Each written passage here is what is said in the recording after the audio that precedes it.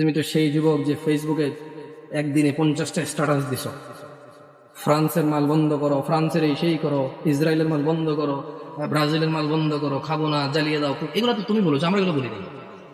আমরা রাসূলের সুন্নত এভাবে পালন করি। যারা রাসূলকে ঘৃণা করে আমরা বলি যে আমরা ভালোবাসি। দেখো ওয়াল্লাহি ওয়াল্লাহি এটা কখনোই রাখতাম না যদি সুন্নতে মুহাম্মদ না হতো সাল্লাল্লাহু। আমি হাজার অন্যায় করি, আমি মানি মানুষ হিসেবে আমার অপরাধের শেষ নেই, আল্লাহ আমাকে ক্ষমা করো।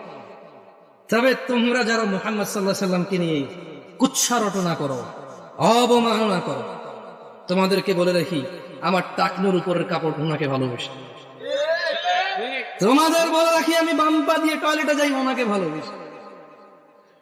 তোমাদেরকে বলি আমি ডান হাতে খাই, ওনাকে ভালোবেসে সাল্লাল্লাহু আলাইহি। যুবক, কার আদর্শ নিয়ে বড় হচ্ছে? এই দেশের বাবা মারা কি তাদের সন্তানকে আদর্শ শিখাবে না? এরা কি তাদের সন্তানকে এভাবে শিয়াল কুকুরের মতো রেখে চলে যাবে পৃথিবী ছেড়ে, আর আশা করবে তাদের মৃত্যুর পরে এই সন্তানগুলো তাদের অনেক কাজে আসবে?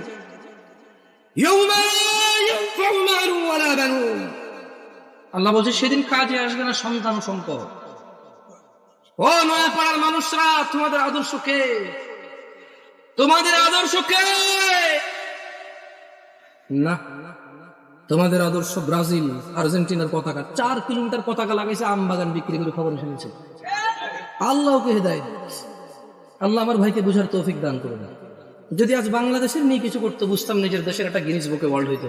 অ্যাটলিস্ট বাংলাদেশ, আমরা বাংলাদেশে আমাদেরকে কেউ চিনত কোনো একটা কারণ, হয়তো আমরা গেলে সম্মানিত হতাম যে আচ্ছা তুমি ওই দেশের মানুষ, যে দেশ তার দেশ, যে দেশের মানুষ তাদের দেশকে এত ভালোবাসে। এখানে দেখি যে বাংলাদেশের পতাকা একটা 20টা থেকে অন্য দেশে, বাংলাদেশটা একটু করে রাখ। আমি বলতেছি না যে পতাকা উড়েলে সোয়াব হয়, না উড়েলে গুনাহ হয়, আমি বলতেছি, কিন্তু আসলে কি বলবো আপনাদেরকে, কিছু বলার না, তো বয়স অনেক করে মাইরে মেরে নামা দিবে না। আউযু বিল্লাহি মিনাশ শাইতানির রাজীম। লাকাদ কানা লাকুম ফি রাসূলিল্লাহি উসওয়াতুন হাসানাহ লিমান কানা ইয়ারজুল্লাহ ওয়াল ইয়াওমাল আখির ওয়া যাকারাল্লাহা কাসীরা। যুবক, নয়াপাড়ার বৃদ্ধ, যুবক, মহিলা, পুরুষ, কার আদর্শ তোমার? তোমাদের রব বলছে নিশ্চয়ই তোমাদের জন্য মুহাম্মদ সাল্লাল্লাহু আলাইহি সাল্লামের মধ্যে রয়েছে উত্তম আদর্শ। তাহলে আদর্শ কারটা উত্তম? ওয়াজ কি বুঝেন না? আদর্শ কারটা উত্তম? মুহাম্মদ সাল্লাল্লাহু আলাইহি ওয়াসাল্লাম।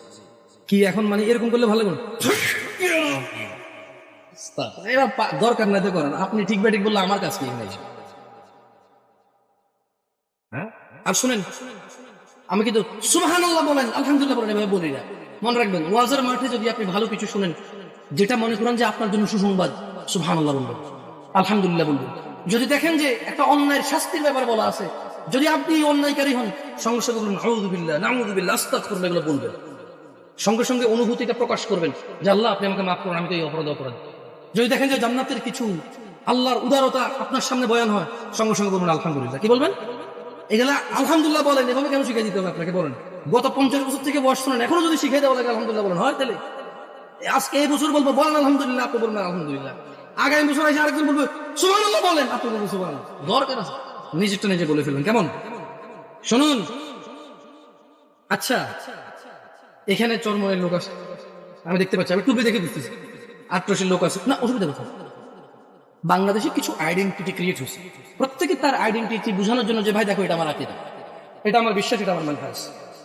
সো তুমি আমার সাথে কথা বললে সেই হিসাবে কথা বলো। সো এটাতে কিন্তু সহজ, অ্যাটলিস্ট আমরা বুঝতে পারি যে এখানে আমরা ভ্রাতৃত্ববোধ বজায় রাখবো, যতটা আমরা সত্য বলবো, যতটা সহনশীল হয়ে বলা যায় আলহামদুলিল্লাহ, ঠিক আছে? তবে আমরা মিথ্যা বলবো না, আমরা কৌশলের নামে অপপ্রচার করবো না, ঠিক আছে না? এখানে আটরশি, মাইজ ভান্ডার, ফুরফুরা, আচরমনাই কোন দলই করে না এমন লোক আছে না? নাই। সবার উদ্দেশ্যে একটা কথা বলি, আপনাদেরকে একটা আয়াত পড়ে শোনাবো, আপনারা কি এটা মানবেন? কোরআনের আয়াত কিন্তু মানতে হবে, কিন্তু ঠিক আছে পড়ে শোনাই তো। আউযু বিল্লাহি মিনাশ শাইতানির রাজীম ওয়ামা আতাকুমুর রাসূলু ফাখুযুহু ওয়ামা আতাকুমুর রাসূলু ফাখুযুহু ওয়ামা আতাকুমুর রাসূল وما آتاكم الرسول فخذوه আল্লাহ বলছেন যে আমার নবী আমার রাসূল যা কিছু দেয় ফাখুযুহু নিয়ে নাও।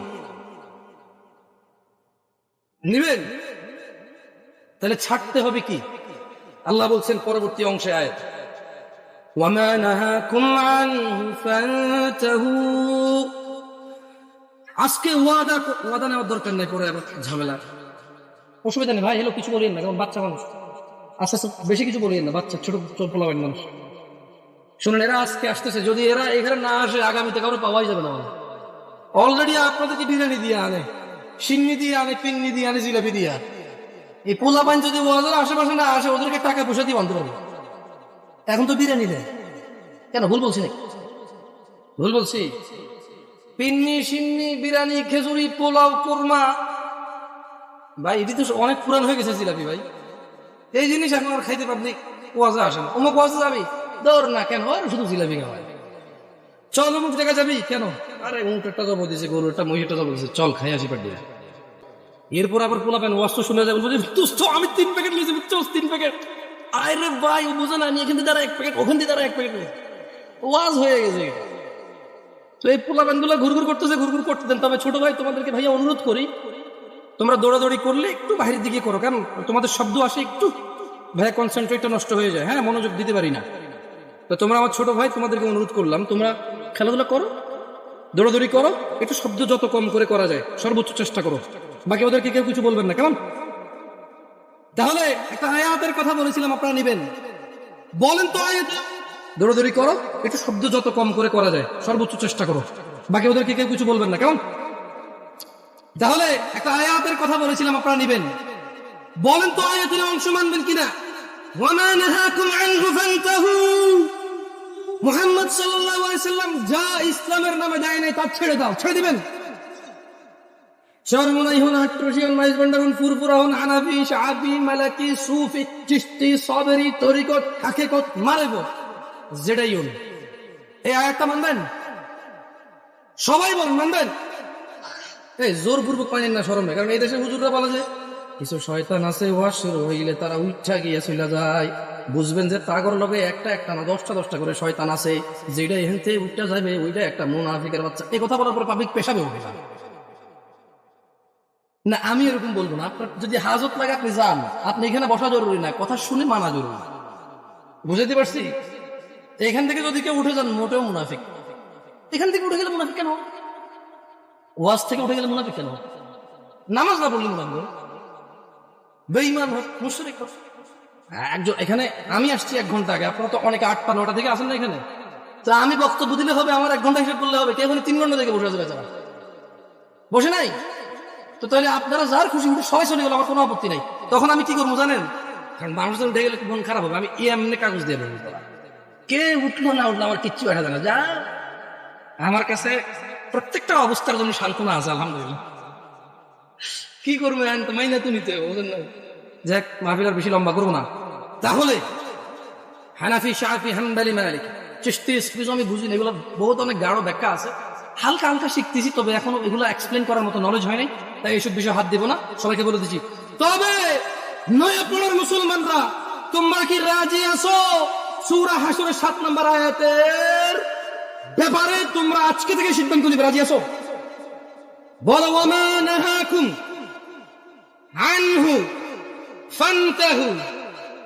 আর আল্লাহর নবী যা দেয়নি ইসলাম হিসেবে, সুন্নত হিসেবে, নেকির কাজ হিসেবে, সওয়াবের কাজ হিসেবে, যা যা যত ভালোই হোক, দ্বীনের নামে, নেকির নামে, সওয়াবের নামে যদি মুহাম্মদ সাল্লাল্লাহু আলাইহি ওয়াসাল্লাম না দেয়, তাহলে তা বর্জনীয়।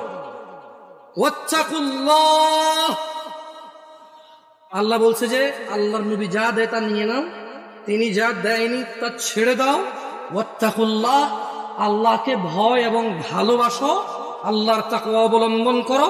ইন্নাল্লাহা শাদীদুল ইকাব, যদি তোমরা রাসূল সাল্লাল্লাহু আলাইহি সাল্লাম যা দিয়েছে তা নিয়ে আরো বাড়তি নিয়ে নাও যা তিনি দেয় নাই, তিনি যা যা নিষেধ। এখন দেখেন একটা প্রশ্ন হতে পারে যে হুজুর এই জিনিসটা আল্লাহর নবী নিষেধ করছে কই, প্রশ্ন হতে পারে কিনা?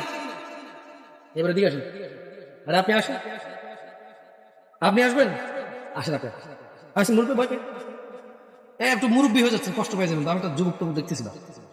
ছোট ভাই তুমি আসো, তুমি আসো, আর ভয় পাই না। এ দেশে ওয়াজ এখন দেখি এরকমই হয়। আল্লাহ আমাদেরকে দেয়, আমাদের উচিত মানুষকে শিক্ষণীয় কিছু শেখানো। মানুষ আমানত হিসেবে এই মাহফিলগুলো আমাদেরকে দিয়ে করায়। আমাদের উচিত না গান বাজনায় জিকির আজকারের সময় নষ্ট করে দেওয়া। আমাদের উচিত হচ্ছে অ্যাটলিস্ট একটা আমল শিখিয়ে দাও যেটা তার সারা জীবন কাজে আসবে। বুঝছিলাম। তুমি বলো তো, এক রাকাত নামাজে কয়টা সিজদা? এক রাকাত নামাজে দুইটা সিজদা। তিনটা সিজদা দেওয়া যাবে না এরকম কোথাও নিষেধ আছে? যাও, তোমার ভাইয়া তোমার হায়াত পর্যন্ত সময় দিলাম, নিষেধ আছে এরকম বাইর করো। বুঝতে পারি নাই। যারা আমাদেরকে বলেন এটা করা যাবে না ওইটা করা যাবে না, বলতেছেন করা যাবে না, নিষেধ কোথায়? আমরা তাদেরকে বলতে চাই যে বিষয়ে আদেশ নেই সেটাই নিষেধ।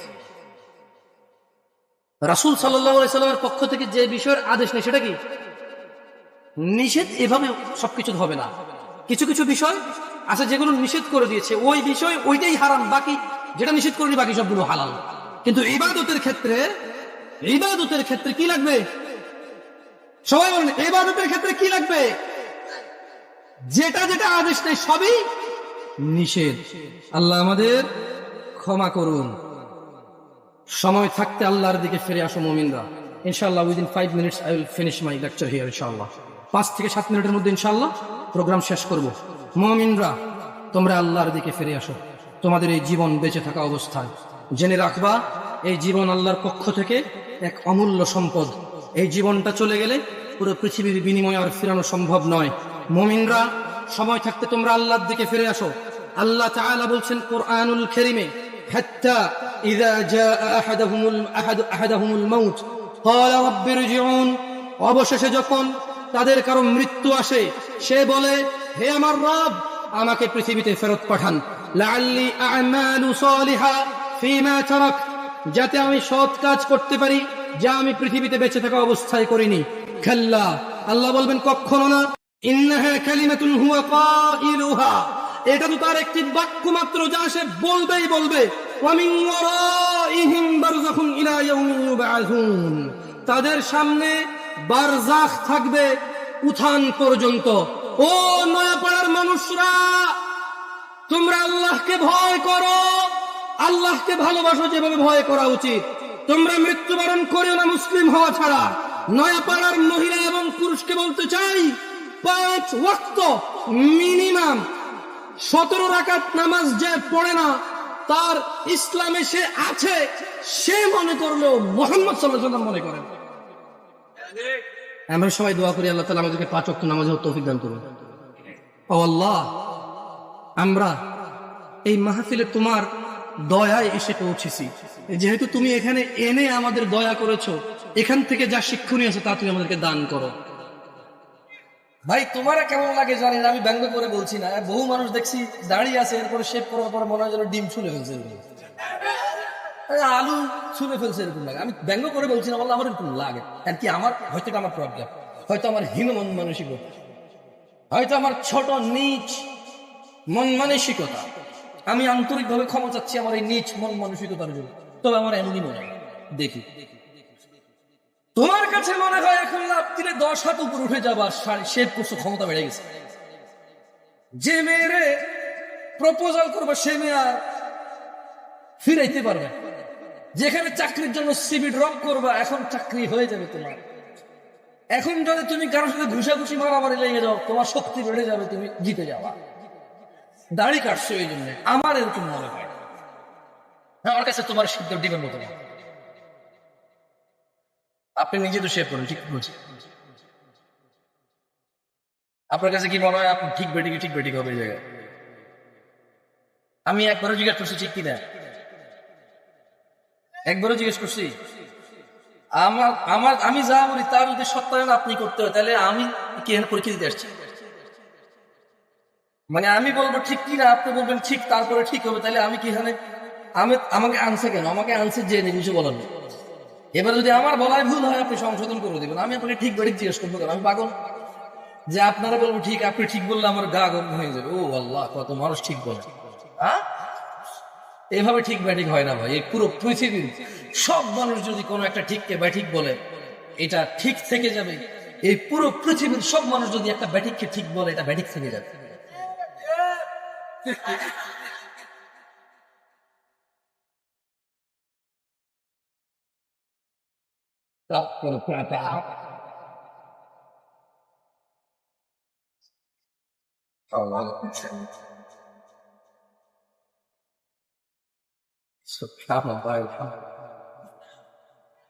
আচ্ছা, আমি 2-3 বার ঠিক কিনা জিজ্ঞাসা করবো, আপনারা জবাব দিবেন, তাইলে আশা করি মনের ভিতরে যেটা এতক্ষণ না বলতে পারার কষ্টটা চলে যাবে। ঠিক কিনা? ঠিক কিনা? ঠিক কিনা? কি ঠিক? এই দেশে ঠিক কিনা বলার পরে যে ঠিক বলে সবাই, এটা এখন ঠিক থাকা দরকার নেই। এই ঠিক কিনাটাই ঠিক, বুঝছেন? কোন সাবজেক্ট হওয়া লাগবে না, ঠিক কিনা এটাই একটা সাবজেক্ট, এটাই ঠিক। এবং ধরেন আমি বলি আমাদের অবস্থা এমন, আমি দেখলাম যে ধরেন এক্স ওয়াই রে ঘুষি দিচ্ছে, আমি বললাম জেড, এটা দেখছি। এক্স ওয়াই রে ঘুষি দিচ্ছে, আমি জেড দেখছি। এখন এক্স এসে যখন আমার বলো যে জামশেদ ভাই কোন জীবনে বেয়াদবি দেখছে? না। আপনার সাথে কোনোদিন বেয়াদবি করছি? না, আসলে করেন ভাই। ভাই আমি মারছি? না না, আমি দেখিনি। কেন আমার বিচারক মানছে তো একদম জীবন আমার সাথে বেয়াদবি করে নাই, আপনাদের সামনে জীবনে বেয়াদবি করছি কোন? কোনোদিন বিগত হয়েছে ভাই? কোন ভাই? এগুলো কেন আমার যখন ফুলাই আমার সাক্ষী মানে না না, আসলে বেয়াদবি অনেকদিন করেন না আপনি। তো এগুলো হচ্ছে আমাদের মানে একেবারে রক্তে মিশে গেছে জিনিসগুলা। অন্যায় দেখার পরে যখন আমার বিচারক মানা হয়, আমি বলছি না, ছেলেটা তো সম্মান করছে আমাদের। মানে সিগারেট আল্লাহর সামনে খায়, কার সামনে খায়? আল্লাহর সামনে খায়, এটাতে বেয়াদবি নাই। বলে ছেলে খুব ভালো, জীবনও বেয়াদবি করে নাই, মার জীবনটা সিগারেট খায় মনে হয়, আমাকে দেখি এবার হাতে এভাবে রেখে দেয় পিছনে। হ্যাঁ, মানে আমার সামনে খায় না। এই হলো যে ছেলের আদর, ওনার সামনে খায় না, এই জন্য ছেলের আদর। আল্লাহর সামনে খায় কোন মানুষ? আল্লাহ আমাদেরকে বোঝার তৌফিক দান করুন। যাই হোক, শোনো ছোট ভাই আমার, তোমাদের সামান্য কিছু নসিহত করে চলে যাব। আমার প্রাণ প্রিয় দিনী ভাই, আল্লাহ সুবহানাহু ওয়া তাআলা আমাদের সৃষ্টি করেছেন সুন্দরতম অবয়বে, এবং তিনি যেভাবে চেয়েছেন ঠিক সেভাবেই তিনি আমাদের সৃষ্টি করেছেন। যেমনটা তিনি কোরআনুল কারীমে বলেন, হুয়াল্লাযী ইউসাউবিরুকুম ফিল আরহামি কাইফা ইয়াশা, তিনি মাতৃগর্ভে যেভাবে ইচ্ছে তোমাদের আকৃতি গঠন করেন। আমাদের আকৃতি কে গঠন করেছে? বিয়ে শাদী, অমুক মেয়ে সুন্দরী, অমুক ছেলে সুন্দর, এই জন্য তোমার সময় আসার অপেক্ষা না করে সেনা ব্যভিচারে লিপ্ত হয়ে, দাঙ্গা ফাসাদে লিপ্ত হয়ে যেও না। তিনি সুবহানাহু ওয়া তাআলা যেভাবে খুশি, উনি যেটা ইচ্ছা করেছেন, পছন্দ করেছেন, এভাবেই তিনি মেয়ে অথবা ছেলে, তোমাকে অথবা তোমার বোনকে, তোমাকে অথবা তোমার স্ত্রীকে, তোমার বাবা অথবা তোমার মাকে সৃষ্টি করেছেন, যেভাবে তিনি ইচ্ছা করেছেন। সময় আসার পূর্বে জেনা ব্যভিচারে লিপ্ত হয়ে সমাজ জাতি বিশৃঙ্খল করে তুলিও না তোমরা। সামাজিক ফিতনা ফাসাদ, পারিবারিক দ্বন্দ্বে তোমরা নিজেরা একে অপরের ধ্বংস কামনা করিও না। গান বাজনা থেকে বিরত থাকো। ইয়া শিবাব, হে যুবকরা, আহলুল মুনাফিকদের ফাঁদে পা দিও না। তারা চায় তোমরা গান বাজনায় মেতে থাকো, অথচ আল্লাহ সুবহানাহু ওয়া তাআলা সূরা লুকমানে বলেন, ومن الناس من يشتري لهو الحديث ليضل عن سبيل الله بغير علم ويتخذها هزوا أولئك لهم عذاب مهين। আর মানুষের মধ্যে কেউ কেউ আল্লাহর পথ থেকে বিচ্যুত করার জন্য অসার বাক্য কিনে নেয় জ্ঞান ছাড়াই, এবং আল্লাহর দেখানো পথ নিয়ে ঠাট্টা বিরূপে মেতে ওঠে। তাদের জন্য রয়েছে অবমাননাকর শাস্তি। রাসূল সাল্লাল্লাহু আলাইহি সাল্লাম বলেন, আমার উম্মতের কিছু লোক মদের নাম পাল্টিয়ে তা পান করবে, তাদের সামনে গায়িকারা বিভিন্ন বাদ্যযন্ত্র সহকারে গান করবে, আল্লাহ তাআলা তাদের ভূগর্ভে বিলীন করে দিবেন এবং কিছুকে আকৃতি বিকৃত করে দেবেন। ইয়া শিবাব, গান বাজনা থেকে বিরত থাকো। আহলুল মুনাফিকরা চায় তোমরা তোমাদের সুন্দর জীবন ও যৌবন গান বাজনায় মেতে উঠে, গান বাজনায় ভুলে গিয়ে নিজেদের ভবিষ্যৎ, নিজেদের দিন, আখলাক, চরিত্র, নিজেদের জীবনের গুরুত্ব, যৌবন তোমরা বিসর্জন দাও। তারা চায় তারা যেভাবে নাচে সেভাবে নাচো, যেভাবে নাচায় সেভাবে নাচো। তোমরা তাদের অ্যালগরিদমে চলে আসো। তারা আজকে এই গান, কালকে ওই গান, আজকে এই সিনেমা, কালকে ওই সিনেমা, পরশু অমুক সিনেমা চলে আসছে, আসতেছে, আসবে, বানাইছে, বানাবে, বানাতে পারে। তোমাদের একটা চক্রের ভিতরে তারা রেখে দিয়েছে। ইয়া শিবাব, হে যুবকরা, আহলুল মুনাফিকদের ফাঁদে পা দিও না। তারা চায় তোমরা নেশায় মত্ত হয়ে তোমরা তোমাদের জীবনটাকে জাহান্নামের দিকে ঠেলে দাও। তারা চায় তোমরা নেশায় মত্ত হয়ে, নেশায় নিজেকে উজাড় করে দিয়ে, উৎসর্গ করে দিয়ে তারা চায় তোমরা জাহান্নামের নিকটবর্তী হয়ে, জাহান্নামের গভীরে, গহ্বরে তোমরা বিলীন হয়ে যাও। তারা চায় তোমরা শয়তানের ফাঁদে পা দাও, তোমরা আল্লাহ দ্রোহিতায় মেতে ওঠো। তারা চায় তোমরা নেশা করে আল্লাহ তার রাসূলের দ্রোহিতায় মেতে ওঠো।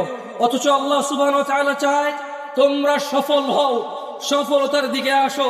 তিনি সুবহানাহু ওয়া তাআলা বলেন, ইয়া আইয়ুহাল্লাযীনা আমানু, হে তোমরা যারা ঈমান এনেছো। কারা কারা আমরা ঈমান এনেছি রবের প্রতি? তাকবীর!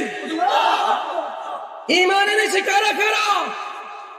যার প্রতি ঈমান আনছি তিনি আরশের মালিককে, বিচার দিবসের মালিককে, জান্নাত জাহান্নামের মালিককে, সুস্থতাকারীকে, রিজিক দাতাকে আমরা ওনার প্রতি ঈমান আনছি। তিনি বলছেন, ইয়া আইয়ুহাল্লাযীনা আমানু। তাহলে আমাদেরকে বলছেন, যারা আমরা ঈমান আনছি সবাইকে বলো। যে বেঈমান, মুশরিক, কাফের, ওকে বলেনি। তিনি সুবহানাহু ওয়া তাআলা আমাকে, আপনাকে, আমরা যারা ঈমান এনেছি ওদেরকে বলছেন যে ইন্নামাল খামরু ওয়াল মাইসির ওয়াল আনসাবু ওয়াল আজলামু রিজসুম মিন আমালিশ শাইতান ইয়া আইয়ুহাল্লাযীনা আমানু ফাজতানিবু। হে তোমরা যারা ঈমান এনেছো, নিশ্চয়ই মদ, জুয়া, মূর্তি পূজার বেদী ও ভাগ্য নির্ণয় করা তো কেবল ঘৃণার বস্তু, শয়তানের কাজ। ফাজতানিবু, তোমরা এটা থেকে বিরত থাকো, তোমরা এটা বর্জন করো। ফাজতানিবু লাআল্লাকুম তুফলিহুন, মদ, জুয়া এগুলো তোমরা বর্জন করো। লাআল্লাকুম তুফলিহুন, যাতে তোমরা সফল হও। মুনাফিকরা চায় মদ, জুয়া, খেলাধুলা, হাসি তামাশায় আমরা আমাদের জীবনটাকে বিলিয়ে দেই, উৎসর্গ করে দেই। জাহান্নামের অধল নিচে আমরা নিজেদেরকে, কি বলে এটাকে, মানে আমরা জাহান্নামের নিম্ন পর্যায়ে পৌঁছে যাই। এটা হচ্ছে মুনাফিকদের। গান বাজনা, নেশা, জুয়া এগুলো দিয়ে আমাদের কি করে? মোবাইলে জুয়া খেলা যায় কিনা? এখন খেলা তোমরা কেউ হা বলছো আপনি ঠিক আছে। রাসূল সাল্লাল্লাহু আলাইহি সাল্লাম বলেছেন, আমার উম্মতের মধ্যে এমন অনেক সম্প্রদায় হবে। কি হবে? একটু আমার সাথে বলিয়েন। রাসূল সাল্লাল্লাহু আলাইহি সাল্লাম বলেছে, আমার উম্মতের মধ্যে অনেক সম্প্রদায় হবে। কি হবে? যারা জিনা, ব্যভিচার, রেশমি কাপড় ব্যবহার, মদ, পান ও গান বাদ্যকে হালাল করে নেবে। কি কি হালাল করবে? মদ, জুয়া, কি মদ, জুয়া এবং জিনা, ব্যভিচার। বলেন জিনা, ব্যভিচার, এগুলোকে হালাল করে নেবে।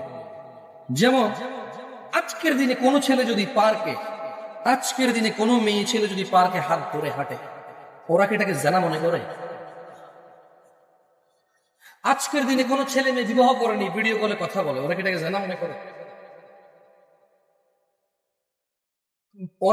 ওরা ভাবে আমরা তো লঙ্গ হইনি, আমরা তো দুইজন লঙ্গ হইনি, দুইজন আমরা কোন গোপন সম্পর্কে জড়িত হইনি। ওরা মনে করে শুধু দৈহিক মিলনই হচ্ছে জানা, এর বাহিরে আর জানা নাই কেউ না। তো আল্লাহ নবী বলছে যে ইসলাম অপরিচিত অবস্থায় আসছে, ওয়াসায়াউদু কামা গরিবা, এটা আবার অপরিচিত অবস্থায় চলে যাবে দিনী ভাইরা।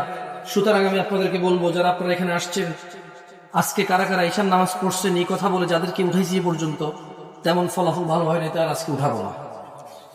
ঈশান নামাজ কয়জনে পড়ছেন এ কথা করে যাদেরকে উঠাইছি এ পর্যন্ত ফলাফল পাই নাই। 95-90% মুসলমানের দেশে ঈশান নামাজ কয়জনে পড়ছেন উঠে দাঁড়ান এ কথা বললে আপনি আস্থা রাখতে পারেন আমার কথার উপরে 10% মানুষও দাঁড়াইতে পারে না। 10% মানুষ দাঁড়ায় না। অনেক সময় হুজুর নিজে ঈশা পড়ে না, এখন ওয়াজ শেষ করে যা করবে, বুঝলেন? হ্যাঁ, খুব তাড়া, হুজুর যেন পড়ে গেছে, নামে নাই মুসাফির। কি মুসাফির নামে নাই, আস্তে আস্তে আস্তে আস্তে। অনেক সময় 2টা ওয়াজ থাকে, তো কয়টা ওয়াজ থাকে? হয় একটা দেশে খুব তাড়াহুড়ো করতেছে চলে যাবে আর কোথাও যাওয়ার জন্য, অথবা আর একটা শেষ করে খুব তাড়াহুড়ো করে কোনো রকমে আইসা জানে বেচা মাহফিল ধরছে। হুজুর কিন্তু এখন ঈশা পড়ে নাই, জানো? এবার হুজুর ওয়াজ শেষ করে একটা ভালো করে ওদেরকে আয়োজকদেরকে কি সাবাস এরকম একটা ওয়াজ করছে, মাহফিলের আয়োজন গুলো এরকম করতে হবে যাতে টাকা থেকে কম হয়, বুঝলেন না? তোমরাই যুবক, তোমরাই সবার ছেলে, তোমরাই আমাদের ভবিষ্যৎ, ফুলাই ফেলবো, বুঝলেন না? তারপরে ওই তো কবি যে ঠিক আছে হুজুর সঙ্গে ভালো খাতির হয়ে গেছে, কিন্তু বোঝে না যে এখান থেকে যাওয়ার পর জীবন আর হুজুর কলই দেবো না। হ্যাঁ, এরপরে হুজুর ড্রাইভার বলবো যে নামাজটা বলছে চলো চলো এখান থেকে বেরো, নামাজ পড়িনি এটা জানলে সমস্যা।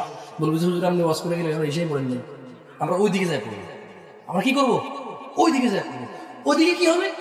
খানাটা না খাই ওয়াশ টাশ করে ভালোটা টাকা পাই যদি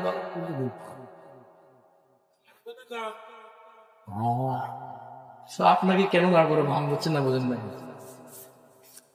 আমি কি খুব বেশি খারাপ বলতেছি হুজুর দেখে না? সবাইকে এক পাল্লায় মাপিয়ে না, আমি খারাপ মানে তো সবাই খারাপ না। আল্লাহ আমাকে ক্ষমা করে দেন, দোয়া করি নেওয়ার জন্য। যাই হোক, আমরা কারা কারা আল্লাহ নবীর উম্মত? ইয়া সালাম, মাশাআল্লাহ মাশাআল্লাহ তাবারাকার রহমান। আমরা সবাই আল্লাহ নবীর উম্মত। মুখে মুখে হাত তোলাতে আমরা আল্লাহ নবীর উম্মত কেমনে? হাত তোলাতে। যাই শোনেন, সুন্দর একটা কথা বলছে আল্লাহ নবী সাল্লাল্লাহু আলাইহি ওয়াসাল্লাম। আমার তো বলছে 12টা পর্যন্ত, 12টা 3 বেজে গেছে, 4-5 মিনিট কথা বলি, কিছু সুন্দর সুন্দর কথা বলে দেখেন আপনার কাজে আসে। বলেন তো বাংলাদেশে কত পার্সেন্ট মুসলমানের দেশ? 92, 95, 99, আর কত আছে? 102-3% কোন ভাই বলেন না? আচ্ছা একটাতে আসি, যেটা বেশি জোরে শোনা যায় বইটা, বাংলাদেশ কত পার্সেন্ট মুসলমানের দেশ? কিচ্ছু বুঝিনি।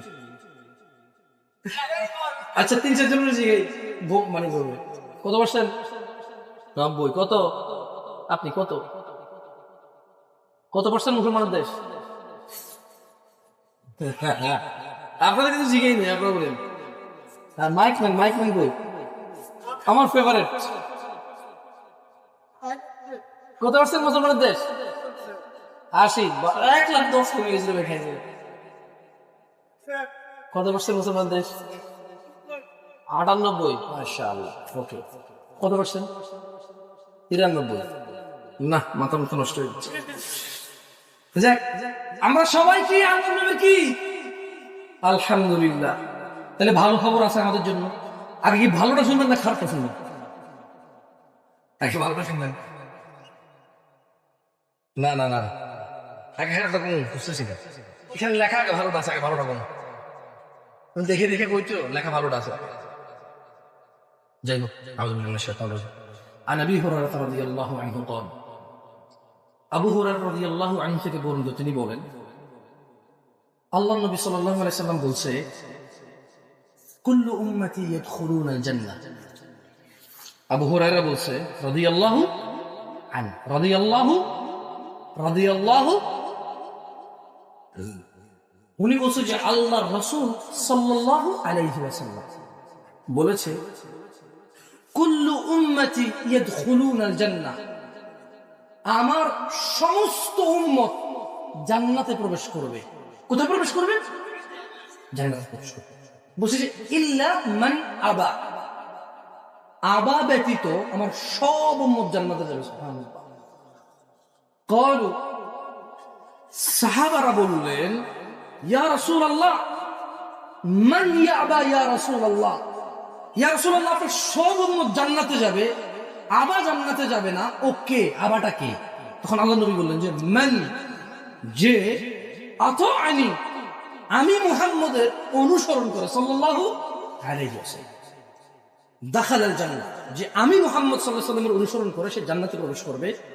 ওয়া মান আসানি, আর যে আমার অবাধ্য হয়, ফাকাদ আবা, ওই হচ্ছে আবা। এটা হচ্ছে ভালো খবর। কোনটা? যে আল্লাহ নবীর সমস্ত উম্মত কোথায় যাবে? জান্নাতে যাবে। এবার আসেন, এদেশে মুসলমান কতজন? কতজন? 99। 90 ধরলাম, সারা 90 বলে বেশিরভাগ।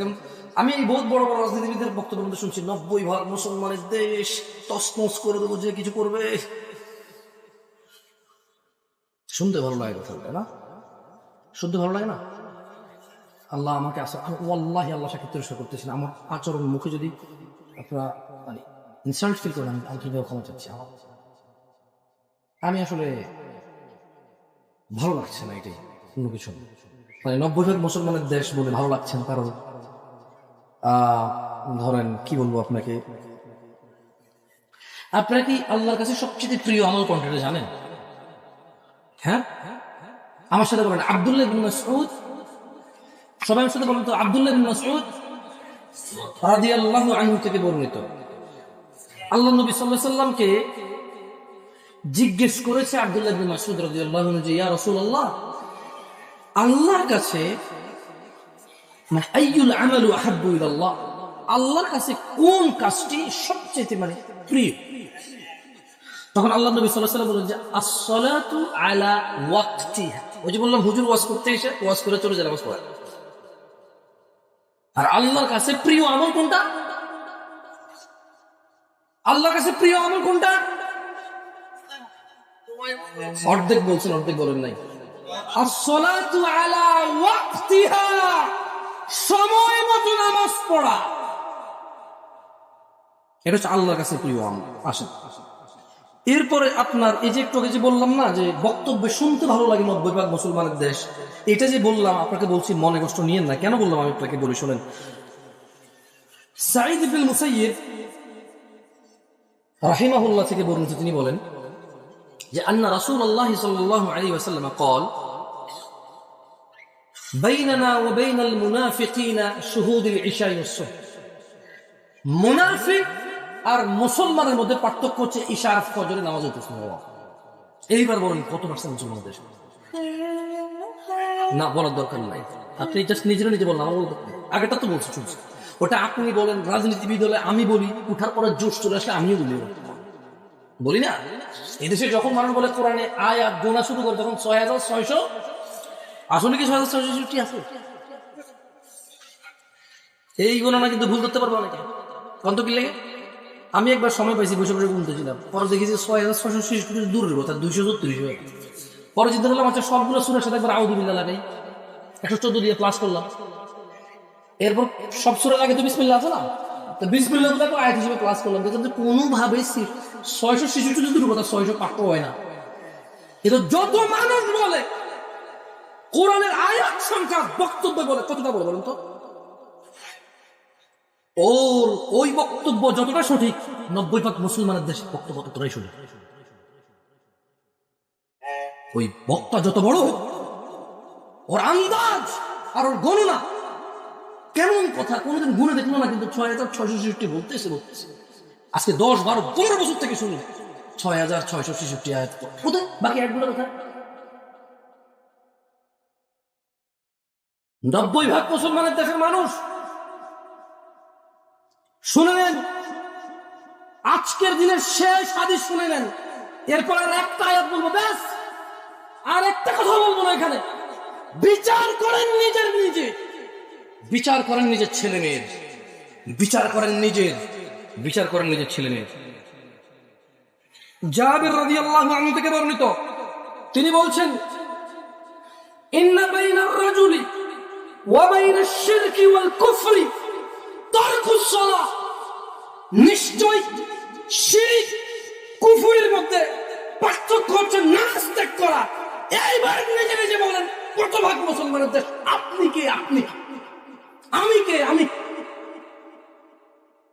হুজুর কে, হুজুর কি, তার জুমার মুসল্লি কে, মুসল্লি কি, তার সমাজ সেবক কি, তার সমাজ সেবী কি, তার মেয়ের জামাই কে, তার মেয়ের জামাই কি, কার সাথে সে তার মেয়ে বিয়ে দিচ্ছে, কোন ঘরে এই ছেলে কোন ঘরের মেয়ে নিয়ে আসতেছে, তার বউ কে, আদৌ কি তার ঘরে কোন মুসলমান আছে? আমি বলি নাই। জাবের রাদিয়াল্লাহু আনহু থেকে বর্ণিত, আমার সাথে বলেন, ইন্না বাইনার রাজুলি, জোরে বলেন, ইন্না বাইনার রাজুলি, জোরে বলো, ইন্না বাইনার রাজুলি,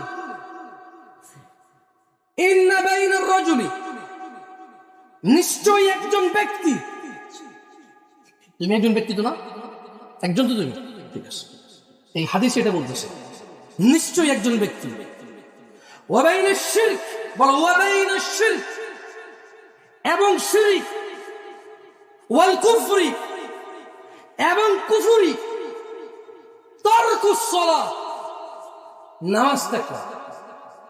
তাহলে একজন ব্যক্তি শিরক আর কুফরের মধ্যে পার্থক্য কি? জোরে বলো, পার্থক্য কি? মুশরিক আর কাফিরের মধ্যে পার্থক্য কি? শিরক আর কুফরের মধ্যে পার্থক্য কি? এটা জাবের রাদিয়াল্লাহু আনহু বলছে। আমি দুঃখিত যদি আপনাকে আমি কষ্ট দিয়ে থাকি হাদিসটা পড়ে, আমি এই জন্য আরো দুঃখিত যদি আপনি কোনোদিন এই হাদিস না শুনে থাকেন। আমি আজকে প্রথম বললাম, তাহলে আমি এর জন্য ক্ষমা চাচ্ছি। কেন আপনার ঘুমটা ভাঙতে গেলাম? আই এম ভেরি সরি, আমি অনেক আন্তরিকভাবে ক্ষমা চাচ্ছি যে আপনি এতদিন থেকে জানতেন সারা জীবন নামাজ না পড়ে মুসলমান থাকা যায়। আমি আপনাকে বললাম যে জাবের রাদিয়াল্লাহু আনহু এরকম বলে নাই, জাবের রাদিয়াল্লাহু আনহু এরকম বলে নাই। তিনি বলছে যে আল্লাহর নবী বলেছে যে শিরক, কুফরি আর ব্যক্তি মানুষের মধ্যে পার্থক্য হচ্ছে নামাজ। অন্য অনেক হাদিসে আসছে যে সালাত ত্যাগ করে সে কুফরি করলো, যে সালাত ত্যাগ করে সে শিরক করলো, যে সালাত ত্যাগ করে সে মুনাফিক, এরকম অনেক হাদিস আসছে। না, বেশিরভাগ ওয়াইজিন যারা আছে এত শিক্ষিত না। আপনি আপনার মাদ্রাসার যে দাখিল মাদ্রাসা আছে না, এখানে কামিল মাদ্রাসা আছে না, একটু ওনাকে জিজ্ঞেস করবেন যে বুখারীতে বা অন্যান্য হাদিসের বইতে নামাজ ত্যাগের বিধান কি? কি বলবেন? নামাজ ত্যাগের বিধান কি? আসেন, যা হয়েছে হয়েছে। এই মাইকম্যানকে বলবো, এই ক্যামেরাম্যানকে বলবো, আজকে উপস্থিত আপনাদেরকে বলবো এবং আমার নিজেকে বলবো, যা হয়েছে হয়েছে। সূরা ফুরকানের ওই আয়াতের আহ্বানের দিকে আসি আমরা সবাই। যা পড়ি নাই, চলে গেছে দিন, ফিরে আসবে না। বেঁচে আছি মানে আল্লাহর পক্ষ থেকে বিশাল বড় আহ্বান। বেঁচে আছে মানে গুড সাইন, বেঁচে আছি মানে ভালো লক্ষণ, জীবিত আছি মানে ভালো লক্ষণ।